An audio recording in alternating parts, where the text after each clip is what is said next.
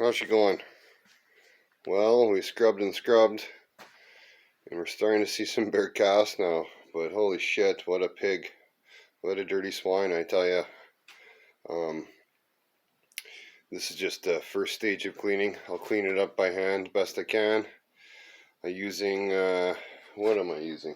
Well, I used oven cleaner, that's for sure. And then I'm using this STP stuff. It seems to work alright. But, yeah, that varnishy sludge, whatever it is, oil residue, it kind of, the only thing that seems to do anything to it is oven cleaner. It kind of melts it, but you can see it's still all in the block everywhere. And it was in the cylinders. I'm going to have to scrub them more and use more oven cleaner. But see, on the sides of the skirts, it just baked on like crazy. So I was ranting and raving there earlier about engine oils.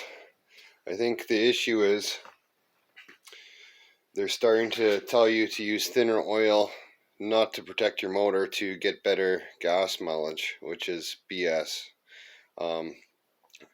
If they spec a 520 oil and it's a hot day outside and you got a 200-degree thermostat and you're ripping around or pulling a trailer or sitting in traffic, I can't see it being a good thing. It's too thin to cushion anything on the bearing, and I think it just cooks and burns. And I don't think it has enough detergent. So that's my take on it. Who knows, what the hell do I know? But that's what I figure. I used to run a T-bucket with a 400 small block Chev Siamese bore motor, and I think it had a 60 overbore, and it was a high compression motor. Water temperatures never got that hot. They would usually sit around 180. It had a 160 stat in it, but it would sit around 180. But it's a hoodless car and everything, so that helps too. But oil temperature used to get very hot. I shot the pan with a temp gun and it was hot, like real hot. So what I used to run in that puppy is I used to run this straight 50, and it was fine. I ran her hard, real hard, and had no issues. When you had like oil, like let's say, I don't know what came, when I bought the thing, it probably had 1030 or something in it. When that sucker would get hot, sitting in traffic, the oil would almost be boiling. It would, pressure would drop down to nothing, and the motor was good. It was a fresh motor, had tight bearings and everything. It was just turned to water. So years ago, when I was young and foolish, I had a small block Chevy truck, and I held that sucker wide open for about an hour and a half on the highway, and I'm not exaggerating. I gave her all the way.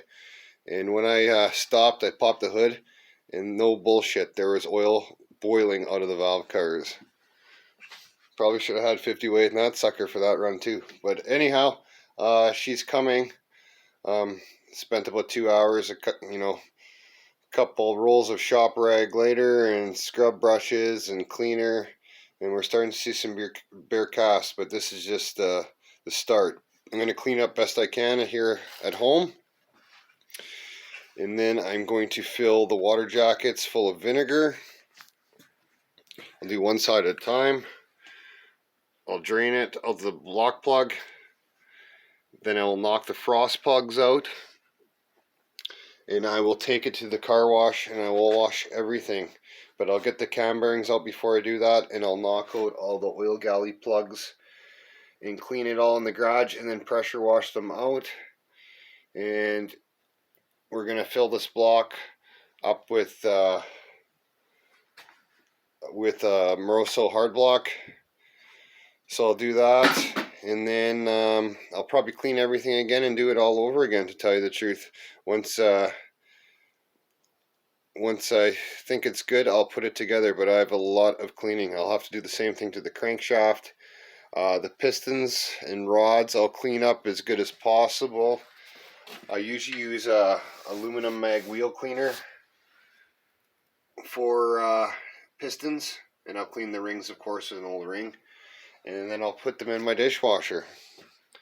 And yeah, lots of, 75% of this is going to be just cleaning, but it's got to get done.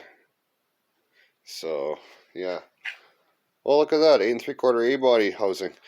Anyhow, have a good one. Till next time, eh?